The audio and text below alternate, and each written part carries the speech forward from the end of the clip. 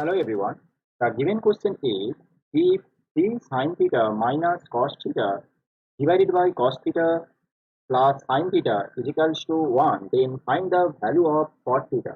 Okay. To solve the given question, first write the given expression. Okay. So what is the expression?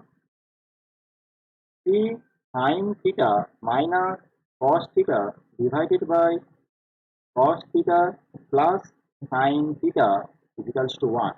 Next, divide the numerator and denominator of the left hand side by sin theta. So it becomes 3 sin theta minus cos theta divided by sin theta and whole divided by cos theta plus sin theta divided by sin theta is equals to 1.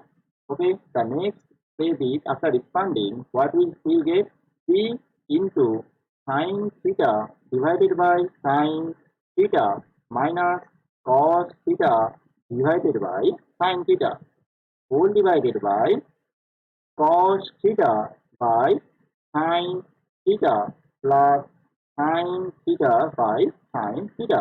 Okay, is equals to 1. Recall the trigonometric ratio. What is that? Cos theta is equals to cos theta by sin theta. So put cos theta instead of cos theta by sin theta. What will we get? So 3 sin theta and sin theta are cancelled out. It becomes 3 into 1 is equals to 3 minus cos theta by sin theta is cos theta.